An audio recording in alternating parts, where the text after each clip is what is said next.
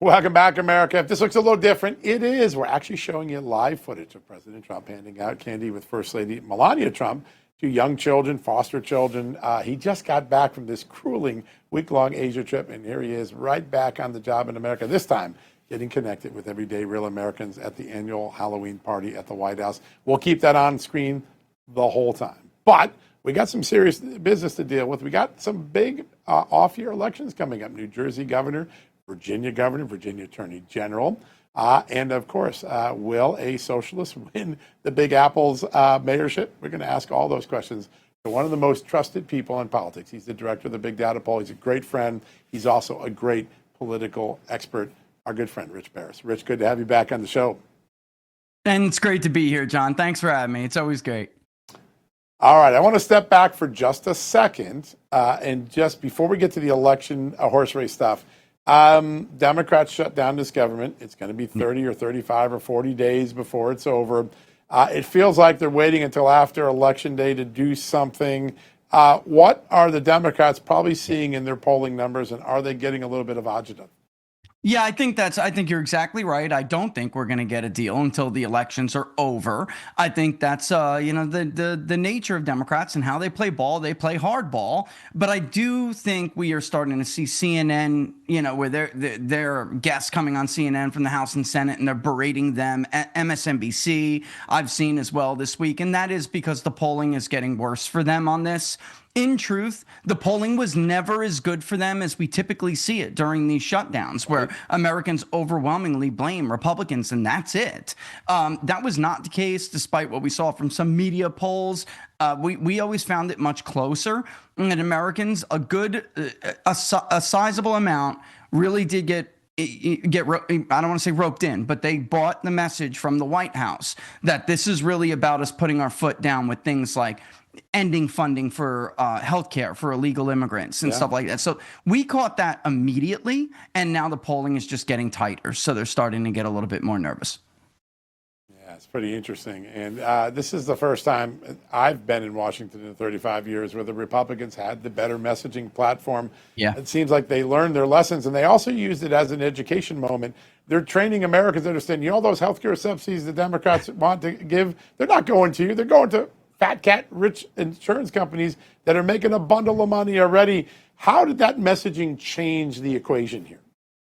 I think the Trump White House is the answer to that. I think that the X factor here, the different variable, is a more experienced Trump White House, right? When it comes to dealing with Washington and how the sausage is made and getting that message and conveying it to the American public, I think they just did a much better job. And I do think that Americans this time around, and we spoke about this during election time back in 24, this time around Americans have thicker skin. They understand better what they're up against and what it is that the country needs to do.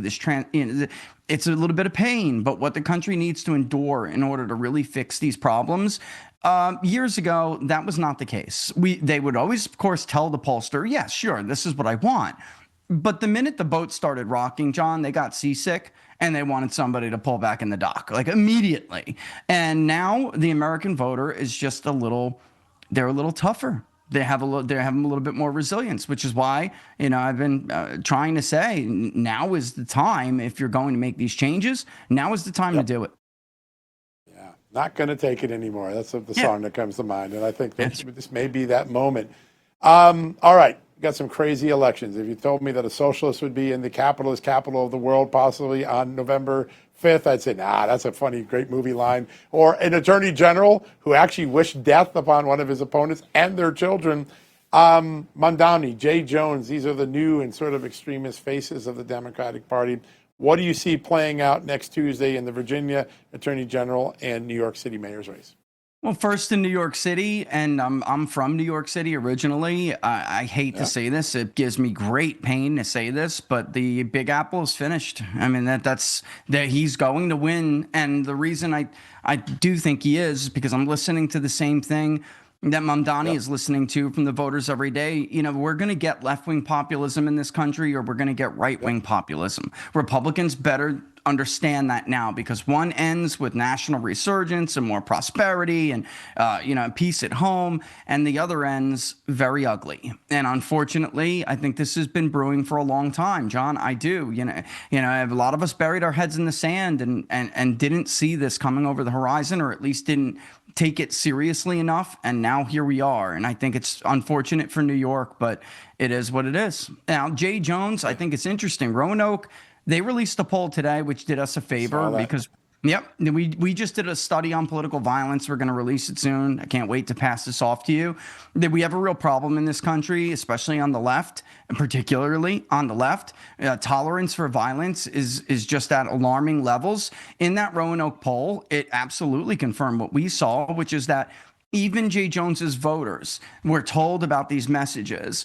The vast majority, almost 9 in 10, say they will still, or would have still, if they cast their vote already and just learned, they still would support Jay Jones. Only 1% said they would switch to Mayoris. Guys, when someone's telling you what they are, listen to them. I don't know what else to say. I don't know what the answer is, but this is something we're going to have to start talking about more and confronting, especially in the wake of Charlie's assassination. This just cannot be ignored anymore. Some people equate language, political language, which they don't like and they've been told is a danger to them, right? The right is filled with Nazis and fascists. They equate that rhetoric from the right with actual acts of violence.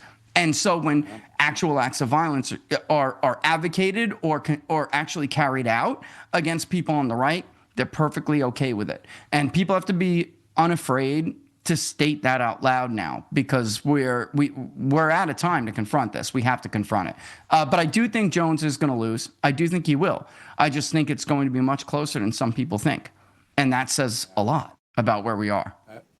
It does. All right. How about the two governors' races? Virginia Governor Spanberger, probably in a squeaker.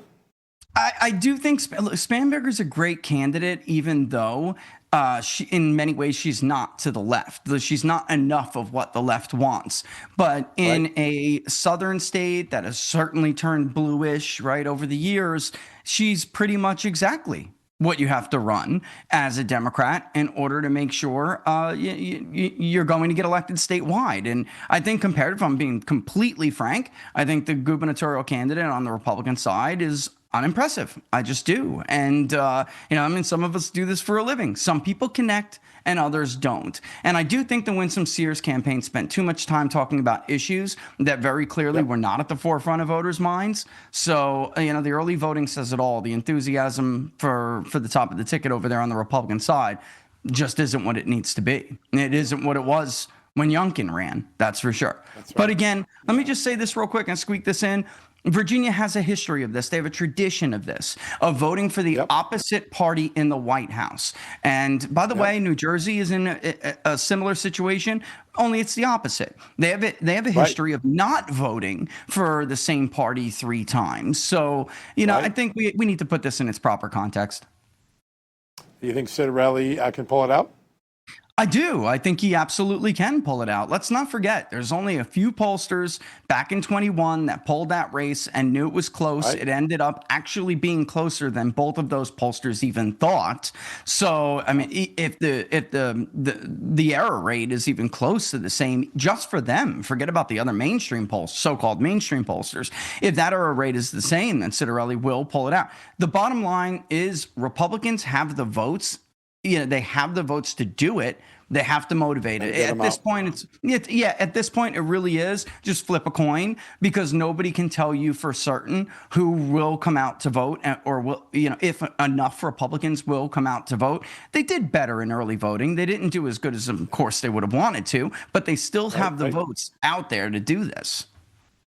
Yeah, there's no doubt about it. All right, I want you to put on the crystal ball that you are so good at. Your polls are so accurate. I think you have a zeitgeist for kind of figuring where this country is going.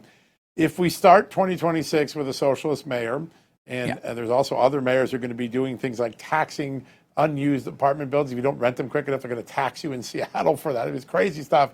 If that's the face of the party, if the continued Democrats who get all the airtime are people who are spewing hatred and other things, and the Democratic Party is on the same agenda that it lost in 2024, can Republicans defy the normal midterm curse? Can they? Look, Democrats did in 22, and they did by understanding the moment they were in, and they took advantage of redistricting and the realignment. There is no reason that Republicans cannot do that as well. And I mean, there is something to be said for what you just brought up. There's something to be to really jump on here, which is that if you're Donald Trump and you're congressional Republicans, or you run in a senatorial race, you love the idea of Mamdani winning. I mean, just politically speaking, because smarter Democrats out there, and there was a huge study, Democrats just poured over it, it circulated all over Capitol Hill. Their brand is hurting very badly, and a lot of them out there are concerned about Mamdani and other candidates like him getting a bigger, a bigger podium, a bigger mouthpiece, and being the face of the party, because they know that their party's brand has taken a hit. And let's not forget, it wasn't that long ago when Republicans were running against a New York City mayor. Bill de Blasio and Nancy Pelosi were congressional Republicans' top opponents. They ignored their actual opponents all across the country from district to district and ran against those two as an idea and were enormously successful, John. So this absolutely can happen. Honestly, there's no reason why it shouldn't happen again. I would really stress to Republicans that you have the numbers now. You just got to do what it takes to get them out. That's right. You just got to get out that vote early in day of vote, and it's a different ball game. Rich Baris, as always, buddy, you make it so clear for us. It's so awesome. Thank you for all the great work you do at Big Data Poll. We'll get you on again real soon. Thanks for joining us. Happy Halloween, John. All the best. Happy Halloween, my friend. You too. Great conversation as always. All right, folks, we've been told that AI is going to have a profoundly negative effect on the American workforce, but is that actually true? We'll talk to one man who says AI will be good for the country, especially if the United States wins the AI race against China. That's next, right after these messages.